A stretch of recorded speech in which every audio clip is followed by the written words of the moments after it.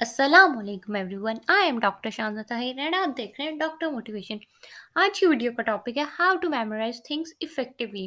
बहुत ज़्यादा ये क्वेश्चन आता रहता है कि हम किस तरह से ऐसे याद करें कि हमें काफ़ी अरसे तक अपना टॉपिक याद रहे, हम जो भी कॉन्सेप्ट बनाए तो वो काफ़ी अरसे तक याद रहे। तो आज की वीडियो आपके लिए है, स्पेशली जो मेमोराइज करना चाहते हैं चीज़ों को काफ़ी अरसे तक के लिए। और अगर आप चैनल पर नए हैं तो जल्दी से चैनल को सब्सक्राइब कर दें। First point which I have that is mnemonic. तो निमोनिक्स बनाने के ज़रिए से आप चीज़ों को, आप अपने मुश्किल कॉन्सेप्ट को, अपने मुश्किल टॉपिक को बहुत अच्छे से टैकल कर सकते हैं, बहुत ज़्यादा अरसे तक याद कर सकते हैं, बहुत इफ़ेक्टिवली मेमोराइज़ कर सकते हैं।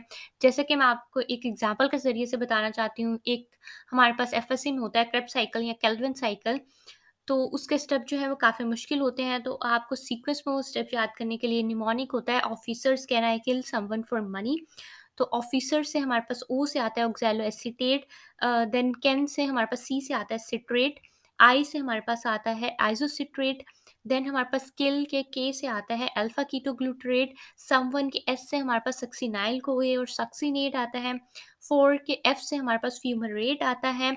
मनी के एम से हमारे पास मेलेट आता है। एंड सिट्रेट हमारे पास आता है सी से। These are the all steps जो हम एक निमोनिक के ज़रिए से officer can I kill someone for money से याद रख सकते हैं।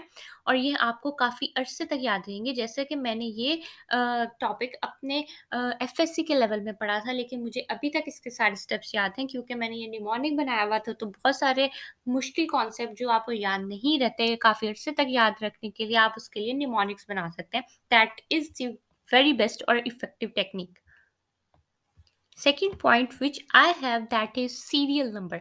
तो आप अपनी चीज़ों को एक सीरियल नंबर में एक सीक्वेंस के अंदर डिवाइड कर सकते हैं। जिस तरह से आप ये सीक्वेंस बना सकते हैं कि नंबर वन पे मेरे पास टॉपिक की डेफिनेशन आनी है, नंबर टू पे उसकी कोई मेन डेरिवेशन आनी है, एंड नंबर थ्री पे उसका मेन फॉर्मूला आना है। तो इस तरह से पेपर में अगर आपको कोई चीज़ भूलेगी तो आपको याद आ जाएगा कि आपके नंबर टू पे डेरिवेशन थी, नंबर वन पे डेफिनेशन थी और नंबर थ्री पे आपका मेन फॉर्मूला था। तो ये आपको इफ़ेक्टिव वे में आपकी जो मेमोराइज़ की एबिलिटी है उसको बेहतर बना देता है। तो इसलिए आपने अपनी मुश्किल चीज़ों को सीरियल नंबर के अंदर डिवाइड करने की कोशिश करनी है, जिससे जिससे आपको चीज़ें काफ़ी लंबे अरसे तक याद रहेंगी। थर्ड पे मेरे पास आता है नॉलेज। तो किसी भी चीज़ को इफ़ेक्टिवली मेमोराइज़ करने के लिए, लंबे अरसे तक याद करने के लिए आपको उसका नॉलेज, उसका कॉन्सेप्ट, बेसिक जो कॉन्सेप्ट होता है, बेसिक नॉलेज होता है वो होना ज़रूरी है। उसके अलावा आप किसी भी चीज़ को लंबे अरसे तक याद नहीं रख सकते। इसलिए आप किसी भी चीज़ को लंबे अरसे तक याद रखना चाहते हैं तो आपको उसका नॉलेज, उसका कॉन्सेप्ट जो है, उसकी जो बेसिक मिथ है उसको क्लियर करना ज़रूरी है। थर्ड नंबर पर हमारे पास था नॉलेज एंड फोर्थ नंबर पर मेरे पास आता है एक्टिव लर्निंग। एक्टिव लर्निंग के अंदर ये होता है कि आपने अपनी चीज़ों, याद की हुई चीज़ों को बार बार रिवाइज करना है। आप वो किस तरह से कर सकते हैं, आप अपने किसी दोस्त को, आपने कोई भी मुश्किल कॉन्सेप्ट आज याद किया है तो आप अपने किसी दोस्त को वही कॉन्सेप्ट पढ़ा सकते हैं, उसको समझा सकते हैं, या अगर उसने भी याद किया है तो आप उसके साथ डिस्कस कर सकते हैं। इस तरह से चीज़ें जो है आपको लंबे अरसे तक याद रहेंगी। एक आप रूल को फॉलो कर सकते हैं, जो भी आप कोई नया कॉन्सेप्ट या कोई वर्ड सीखें तो आप दिन में वो कॉन्सेप्ट या वो वर्ड 5-6 लोगों को ज़रूर बताएँ। उससे उन लोगों का भी फ़ायदा होगा और आपका तो होगा ही होगा फ़ायदा। आप बार-बार उस चीज़ को बोलेंगे और आपकी वो शॉर्ट टर्म मेमोरी में से आपकी लॉन्ग टर्म मेमोरी में चले जाएगा। इसको कहते हैं एक्टिव लर्निंग, और जिससे आपको चीज़ें जो हैं काफ़ी लंबे अरसे तक याद रहती हैं। फिफ्थ नंबर पे I have writing things down. तो जो भी चीज़ या जो भी कॉन्सेप्ट आपको याद करने में मुश्किल होती है तो आपने उसको लिख कर याद करना है। ये एक बहुत इफ़ेक्टिव वे है कि जो भी चीज़ आपको मेमोराइज़ करने में मुश्किल होती है तो आपने उसको लिख-लिख के याद करना है, तो आपके लिए आसानी हो जाएगी। सिक्स्थ नंबर पर मेरे पास आता है रीड थिंग्स अलाउड। तो आप जब भी कोई चीज़ को अपने मुँह में पढ़ रहे होते हैं तो that is only working your visual memory. उस टाइम पे सिर्फ़ आपकी विजुअल मेमोरी काम कर रही होती है। आप उसको पढ़ते हैं और वो आपके मुँह तक ही रहता है और आपकी आँखें उसको देख रही हैं, these that is visual memory. लेकिन जब आप उसको चीज़ को अलाउड पढ़ते हैं तो आपकी विजुअल मेमोरी के साथ-साथ आपकी हियरिंग मेमोरी जो है वो भी काम में आने लग जाती है। तो आपकी 2 मेमोरीज़ के ज़रिए से आपको चीज़ें इफेक्टिवली याद होती हैं, एक तो जल्दी याद होती हैं और आपको लंबे अरसे तक याद रहती हैं। तो इसलिए आपको कोई भी कॉन्सेप्ट या कोई भी मुश्किल चीज़ है या आपको मेमोराइज़ करने में मुश्किल होती है, तो आपने चीज़ों को ऊँचा पढ़ना है, ऊँचा पढ़ के याद करना है। कुछ लोग बोल-बोल कर याद करते हैं तो उनका तरीका काफ़ी अच्छा होता है, क्योंकि ये विजुअलाइज़ मेमोरी और आपकी हियरिंग मेमोरी दोनों को मिला रहा होता है और जिससे आपको चीज़ें ज़्यादा अरसे तक याद रहती हैं। 7th नंबर पे मेरे पास आता है ओवर लर्निंग। तो इसका ये मकसद है कि आप अगर ओवर लर्निंग करते हैं तो वो आपकी मेमोराइज़ को बेहतर करता है और आपको पेपर में प्रोड्यूस करने में हेल्प करता है। अब मैं आपको एक एग्ज़ाम्पल से समझाना चाहती हूँ कि ओवर लर्निंग किस तरह से होता है। आप इसको नेगेटिव वे में लेना चाहते हैं तो नेगेटिव में भी ले सकते हैं, लेकिन ये पॉज़िटिव वे है ओवर लर्निंग का। वो किस तरह से है? आपने कोई भी चीज़ है और उसके कुछ फंक्शंस हैं। सपोज़ कर लेते हैं उसके 10 फंक्शन हैं और आपने 10 के 10 याद किए हैं। आपने 10 के 10 याद किए हैं तो पेपर में जाके जब आप प्रोड्यूस करेंगे तो आपको 1-2 में कन्फ्यूज़न होगी और आप मैक्सिमम जो है 8 और 7 को प्रोड्यूस कर सकेंगे पेपर में। तो आपका पेपर जो है वो अच्छा लगेगा कि आपने 7-8 पॉइंट लिखे। लेकिन अगर आप याद ही 4-5 पॉइंट करते हैं, तो पेपर में जाके आपको 2-3 पॉइंट्स याद आएँगे। तो फिर आपका जो पेपर होगा वो उसके मार्क्स के मुताबिक आपका पूरा नहीं लगेगा, आपके थोड़े से छोटे से पॉइंट लगेंगे।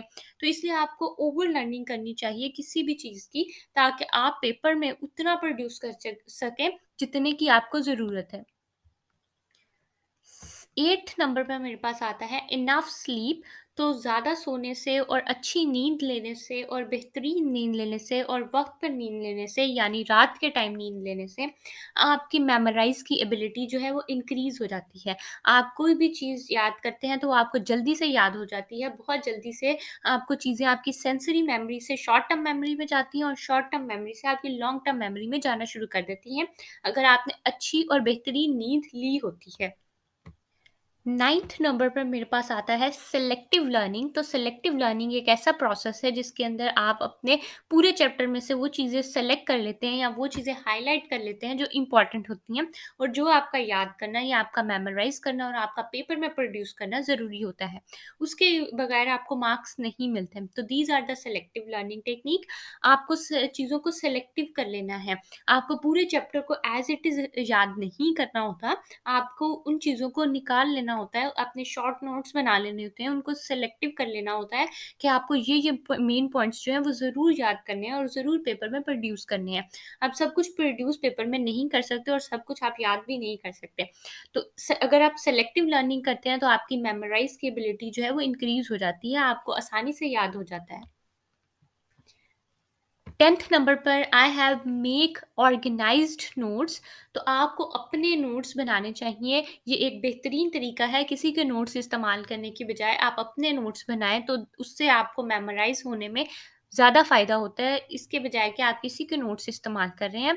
और उन नोट्स को भी आपने ऑर्गेनाइज़्ड वे में बनाना है, जैसे कि आपने चैप्टर 1 से स्टार्ट किया है, फिज़िक्स के चैप्टर 1 से स्टार्ट किया है, तो आपने चैप्टर 1 के प पहले 2-3 पेज पे सारे नोट्स बना लिए, सारे जो सिलेक्टिव आपके जो मेन पॉइंट्स थे आपने सब निकाल लिए हैं और देन आप नेक्स्ट 2-3 पेज के बाद आप सेकंड चैप्टर पर आए हैं और आपने उसके भी ऑर्गेनाइज्ड वे में नोट्स बनाए हैं, तो आपकी मेमोराइज़ की एबिलिटी इससे अच्छी हो जाती है, जैसे ही आप एक ऑर्गेनाइज्ड नोट से पढ़ के तैयारी करते हैं।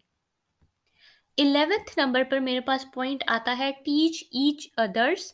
तो इसका मतलब ये है कि जो भी आपने कॉन्सेप्ट तैयार किए हैं, जैसे कि मैं पहले भी आपको बता चुकी हूँ कि आपने कोई भी मुश्किल कॉन्सेप्ट या कोई भी वोकैब का मुश्किल वर्ड, कोई भी ऐसी चीज़ जो आपको मुश्किल लगती है और आपको लगता है कि आप याद करते हैं और आपको बार बार भूल जाती है, तो आपने ट्राई करना है कि आप वो अपने दोस्तों के साथ डिस्कस करें। आप दूसरों को समझाने की कोशिश करें वही टॉपिक, आप उनके साथ वही टॉपिक को डिस्कस करें, आप एक दूसरे को वो टॉपिक सुनाएं, ताकि वो आपकी शॉर्ट टर्म मेमोरी से आपकी लॉन्ग टर्म मेमोरी में कन्वर्ट हो जाए। तो फिर आपको वो चीज़ें याद करने में या उस टॉपिक को याद करने में कभी भी मुश्किल नहीं होगी। 12th नंबर पर मेरे पास आता है ईट बैलेंस डाइट। तो जब आप बैलेंस डाइट लेते हैं तो उससे भी आपकी मेमोराइज की एबिलिटी पर बहुत ज़्यादा फ़र्क पड़ता है। जैसे कि हमें पता है healthy body has healthy mind. तो जब आपकी बॉडी हेल्दी होगी, आप बैलेंस डाइट लेंगे, आपकी बॉडी बेहतरीन तरीके से काम कर रही होगी, आपकी क़ुव्वत मुदाफ़अत बेहतरीन होगी, तो आपका दिमाग भी बेहतरीन तरीके से चलेगा और आपको चीज़ें याद करने में भी कम वक़्त लगेगा और आपकी मेमोराइज़ की एबिलिटी भी ज़्यादा होगी। These are all the basic and medically proven ways to increase your memorizing ability, and that is all from my side. Thank you so much. अगर आपका कोई क्वेश्चन हो तो आप मेरे साथ इंस्टाग्राम पे कांटेक्ट कर सकते हैं, लिंक डिस्क्रिप्शन में है। Thank you so much.